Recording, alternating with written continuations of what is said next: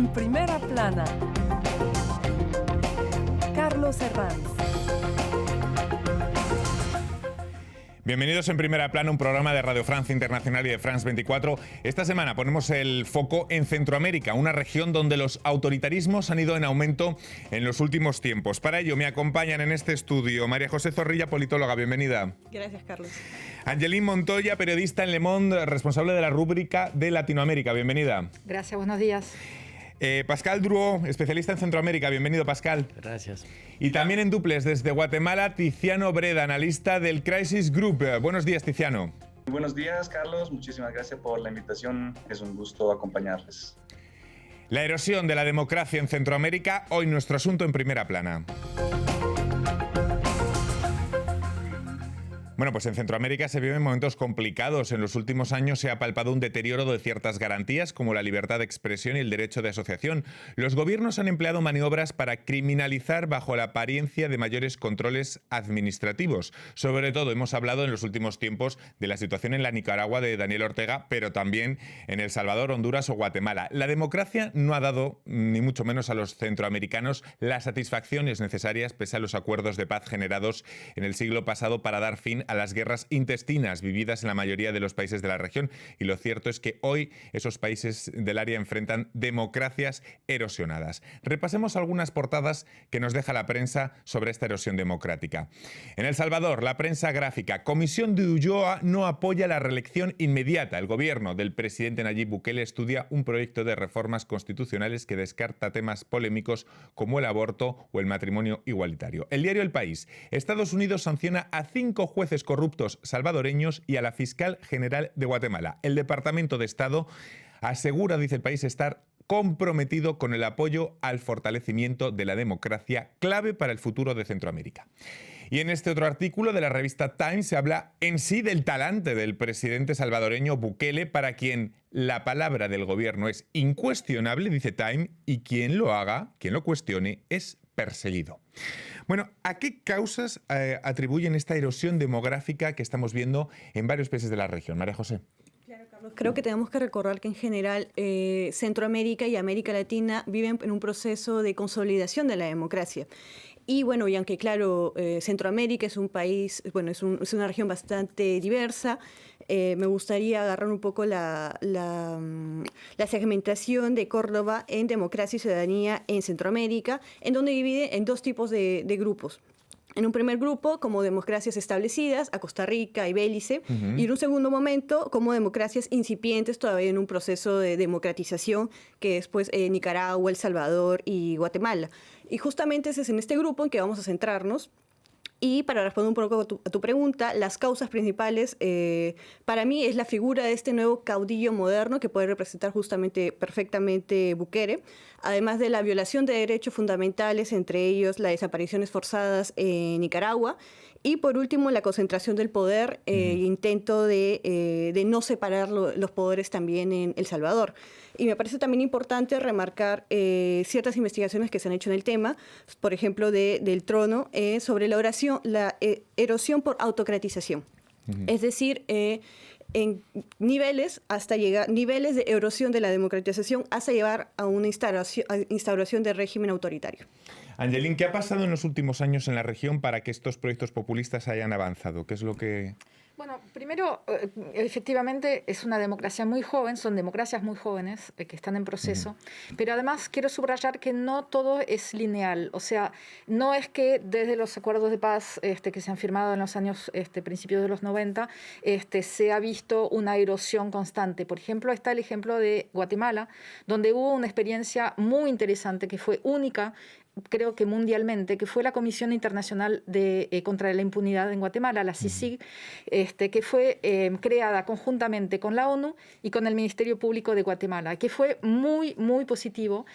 Logró realmente, funcionó muy bien, logró desmantelar unas 70 estructuras criminales, logró hacer condenar a unas 400 personas, bajó el índice de violencia, y fue realmente muy positivo, pero no logró perdurar porque lo que se llamó el pacto de corruptos, que son los que siguen teniendo el poder en Guatemala, no dejó que esto perdurara. Y esto fue más o menos en toda la región, hubo esos intentos de lucha contra la impunidad,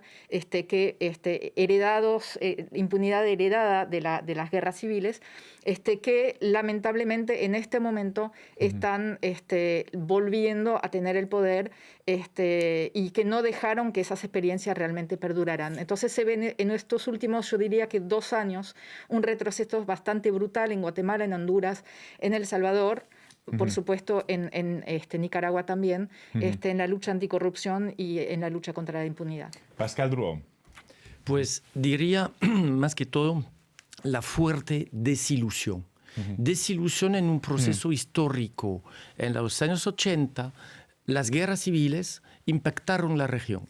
Las poblaciones tenían ilusión con la esperanza de que la paz que llegó en los años 80 iba a traer justamente democracia. Democracia, se oía democracia desde los años 70, en todas las salsas. Y finalmente la paz podía ser la solución. Estábamos en un proceso en el cual se estaba hablando del fin de la historia. Y finalmente la desilusión está al rendezvous de la historia. Desilusión frente a causas, la corrupción, el aumento de la violencia civil, las maras ya están inscritas en el esquema. Y obviamente una oferta internacional nueva, alternativa, que introduce un relativismo sobre el entendimiento de los valores democráticos. Todo eso llega a los autoritarismos de hoy. Vamos a irnos en este punto hasta Guatemala con el analista del Crisis Group, Tiziano Breda. Tiziano, ¿podemos considerar Centroamérica una especie de laboratorio de regímenes híbridos que combinan las urnas con el autoritarismo? Lo que me parece curioso o peculiar de Centroamérica es esta especie de juego de espejos en la región, en donde los diferentes gobiernos es como si se intercambiaran buenas prácticas, entre comillas, sobre qué medidas tomar y cuándo para efectivamente asegurar la concentración de poder y la perpetuación en el poder. Y me parece que últimamente esto se está extendiendo también a cómo responder a presiones internas y externas en términos de narrativas y de medidas para rechazar, ¿no?, precisamente esta presión. Esto es lo que me parece que es más peculiar de la región. Si hay un dato que refleja esta preocupación es el siguiente. El 6º informe del Estado de la región aborda en uno de sus capítulos lo que denomina perfiles de apoyo a la democracia y entre los hallazgos indica que en 4 de los 8 países analizados, que incluyen Panamá y República Dominicana, el perfil de quienes se adhieren con la democracia como mejor forma de gobierno es menos del 10%. No sé si esta falta de adhesión a la democracia en algunos países ya comienza a ser muy preocupante, menos del 10%, María José. Sí, por supuesto, es bastante preocupante y además agregarle el hecho de la pandemia debido a la COVID, además la crisis económica debido a la pandemia y pues el clásico flujo migratorio hacia Estados Unidos y pues todo esto ayuda a una erosión democrática y, como dice Pascal, a una defraudación de las expectativas de los ciudadanos. Es decir, que la democracia en Centroamérica, como conclusión, no ha traído más demócratas.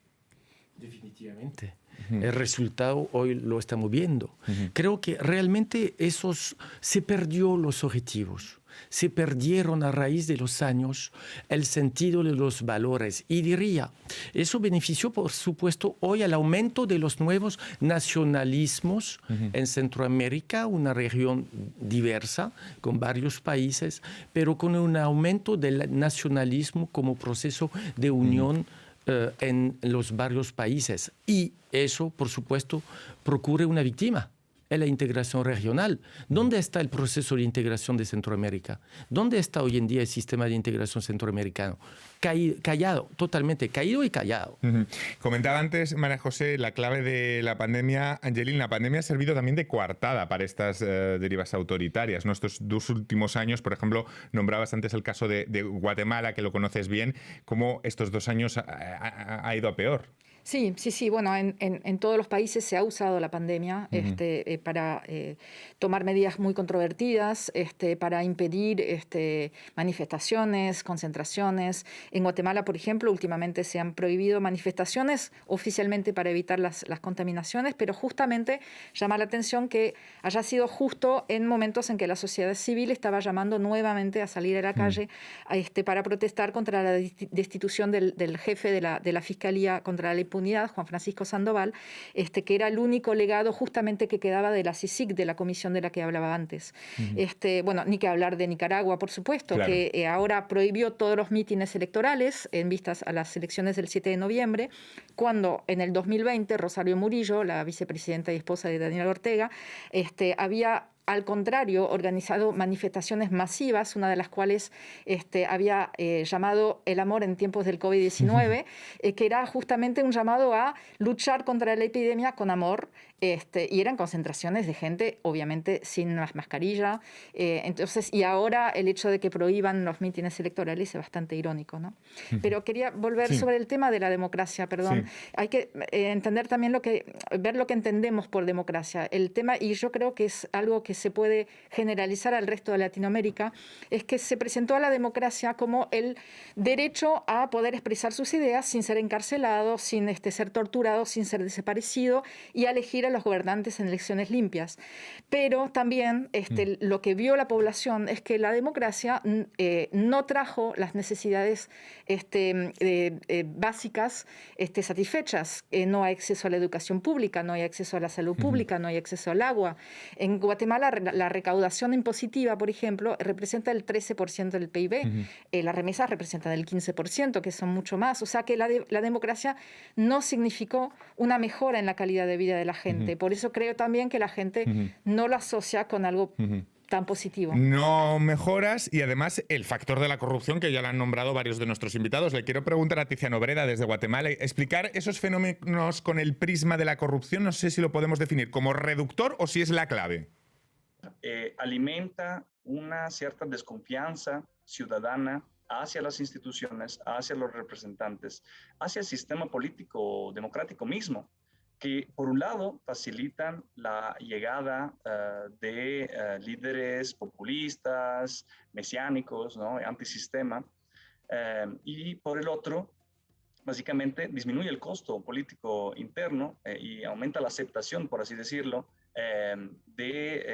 hacia medidas que efectivamente menoscaban, ¿no?, la separación de poder y el Estado de Derecho. Y por el otro lado, quizás de manera más directa, aún la corrupción establece estas redes clientelares y estos mecanismos de favoritismos que hacen que los funcionarios electos o nombrados en diferentes ramas del Estado le deban más a los poderes fácticos, o que sean esos políticos, económicos, militares de otra naturaleza, por estar en donde están, que efectivamente pues al Estado mismo. Y esto los hace más vulnerables o quizás acomodantes hacia el avalar, ¿no?, decisiones y acciones que efectivamente pues consolidan un sistema un poco más autoritario en esos países. Vamos a hacer una breve pausa y enseguida comentamos todo lo que nos está diciendo Tiziano y hablamos también de la corrupción como mal social en Centroamérica. Será vuelta de pausa.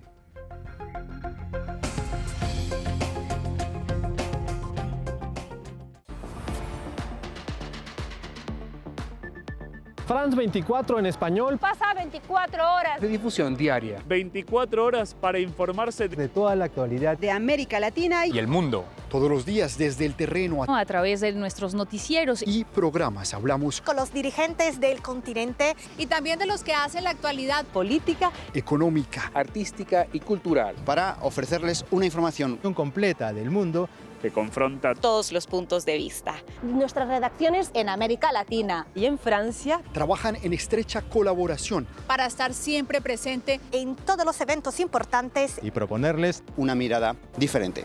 France 24 en español. Ahora, todo el día. Liberté, égalité, actualité. La médina de Tripoli veut dire beaucoup pour les habitants noches, bienvenidos a las noticias de France 24. Thanks very much for joining us. أهلا بكم في ثقافة في عدد اليوم. Ravi de vous retrouver pour Afrique Hebdo. Au programme cette semaine. ونسمع بين حين ولا آخر. Y en rechazo a las medidas. This storm has hit New York City a lot. I pledge to be a president. 3, 2, 1. Madagascar fait face à une seconde vague meurtrière. Casi 99 millones de ustedes nos siguen cada semana en France 24. Shukran. Gracias. Your confidence means a lot to us. Muchas gracias. شكرا على هذه الثقة. Thank you. Merci du fond de mon cœur.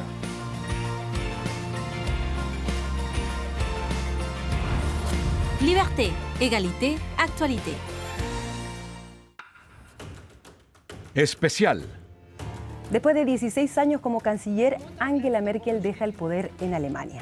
Los socialdemócratas, los demócratas cristianos de Merkel o los verdes, ¿quién ganará las legislativas del próximo 26 de septiembre? ¿Qué importancia tendrán temas como la ecología, la política exterior o el manejo de la crisis del COVID? Encuentre las respuestas a estas y otras preguntas en nuestra cobertura especial desde Berlín. Vívalo en France 24 y france24.com.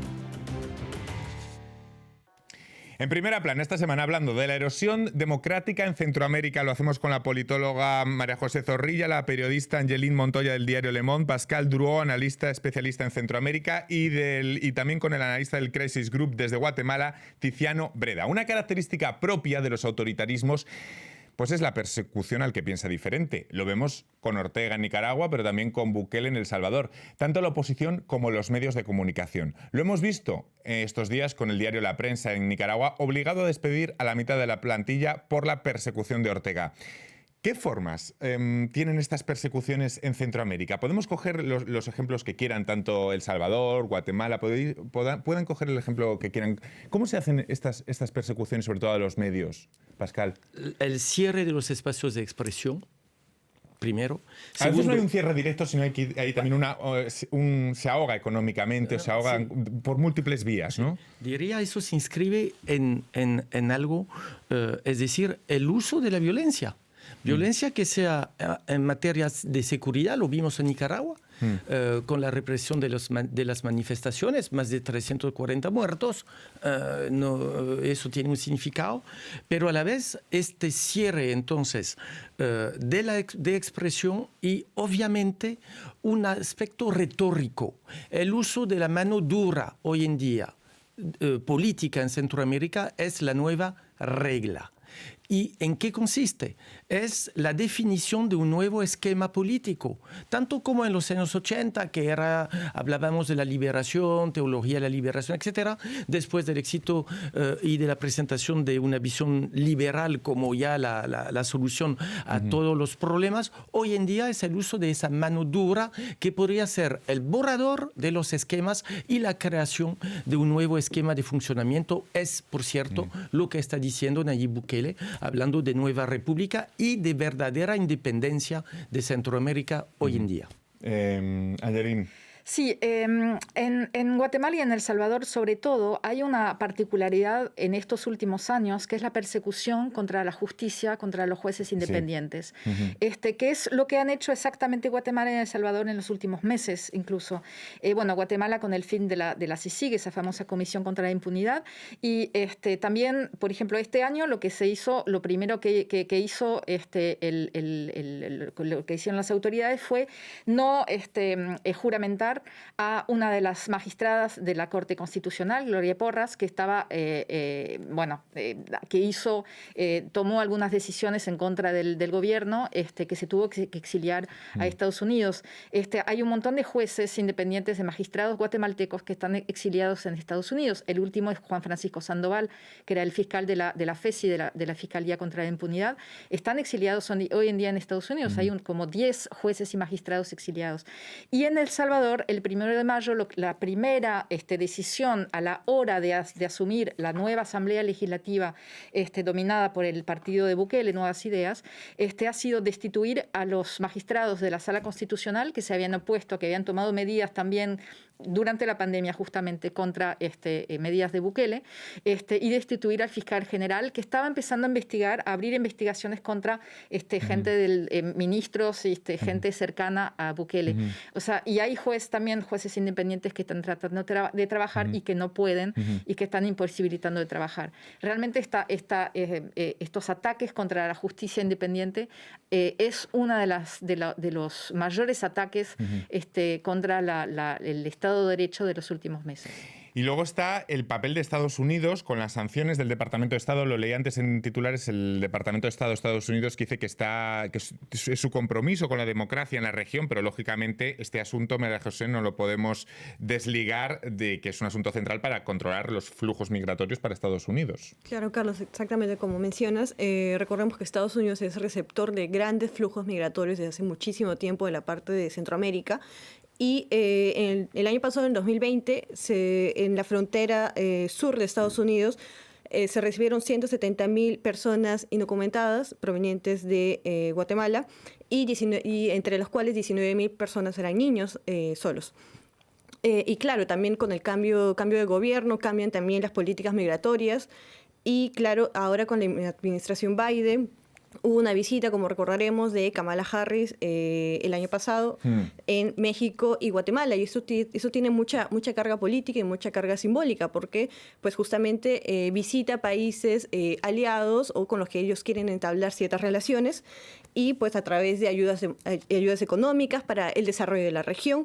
Y sin embargo, Kamala Harris también se expresó su preocupación por la región, ya que ciertos países tienen tendencias autoritarias, como ya sabemos, como es El Salvador o Honduras. Luego vamos a hablar de esas protestas que hemos visto en semanas atrás en El Salvador. Le quiero preguntar a Pascal quiénes estaban saliendo a la calle, pero antes le voy a preguntar a Tiziano Breda desde Guatemala, desde el Crisis Group. Bueno, Bukele, señor Tiziano, sigue los pasos un poco de Ortega, constitución a la carta, purgas en las instituciones, desprestigio de movimientos de protesta. ¿Cuál es su particularidad?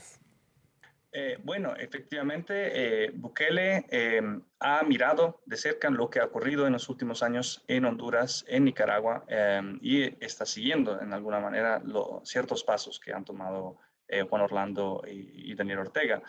Pero me parece que hay tres elementos que destacan, o que destacaría yo, de la trayectoria de Bukele. Primero, la rapidez con la que ha emergido como figura política y con la que está efectivamente desbaratando las instituciones y los pesos y contrapesos democráticos en El Salvador. En segundo lugar, la capacidad comunicacional de este presidente, que ha sabido presentar muchas de esas acciones como necesarias y por lo tanto ha sabido mantener un apoyo popular realmente alto.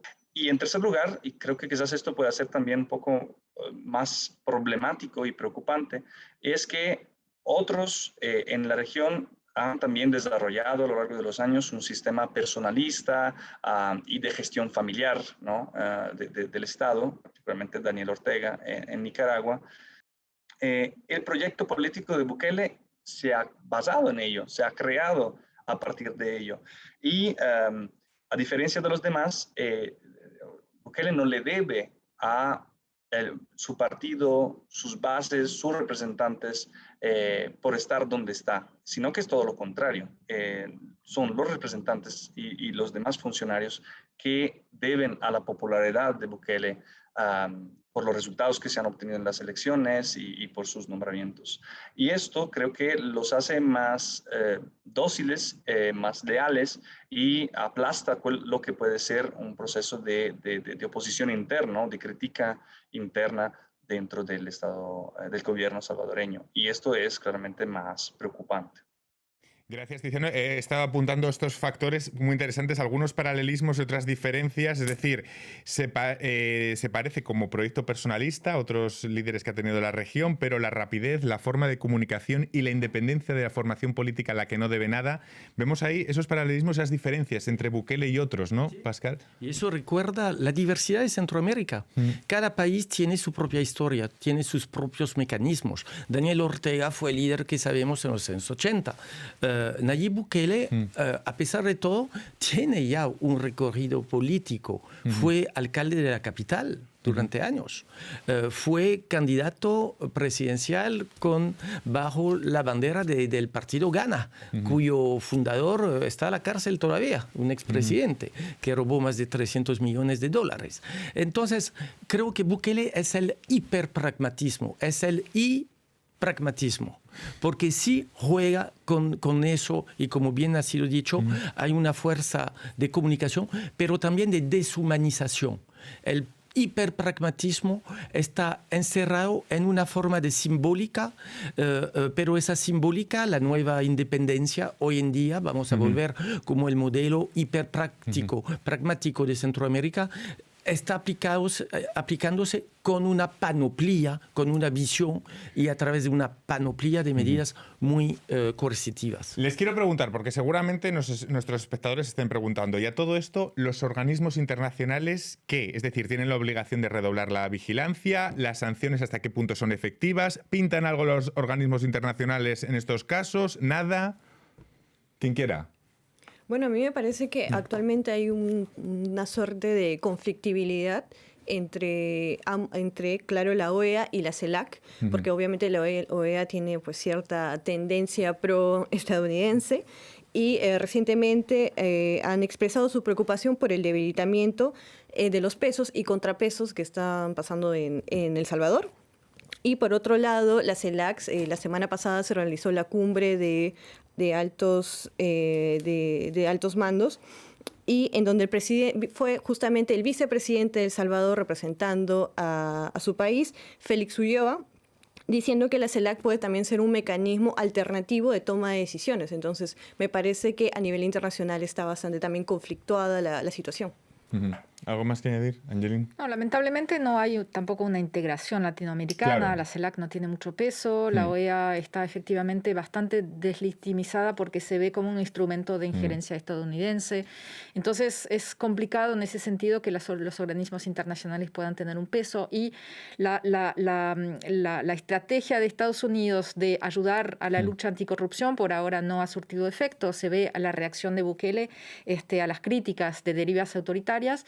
Cambió su Twitter y se autodefinió como el dictador más cool del mundo mundial, o sea, literalmente. O sea que por ahora la estrategia de Estados Unidos no tiene mucho efecto. Y a todo esto los jóvenes, no me gustaría acabar sin nombrarlos, pues son mayoría, la población joven, que es mayoritaria, está llamada a hacerse cargo sin demora de revisar el pasado. ¿Qué tan implicados ven a los jóvenes de la región con el futuro de Centroamérica? Igualmente depende de los países. En Nicaragua sufrieron físicamente. Sí. ¿Cuál fue la mayoría de los muertos en las manifestaciones de 18-19? Los jóvenes. En El Salvador se movilizaron para Nayib Bukele, definitivamente, esperando un nuevo porvenir y porvenir también. Depende, porque eso es la complejidad de Centroamérica, es la razón por la cual la integración es muy importante. Pero también diría rápidamente que, por cierto, vamos a conflictos activos, eso no lo dudemos. Por supuesto, la presión internacional es muy importante, pero la diversidad internacional provoca hoy en día esa forma de relativismo y de nueva oportunidad para los Aquí lo dejamos porque me te quedo sin tiempo para más. Muchísimas gracias, Angelín, María José, Pascal y a todos ustedes. Hasta la próxima semana aquí en Primera Plana. Gracias.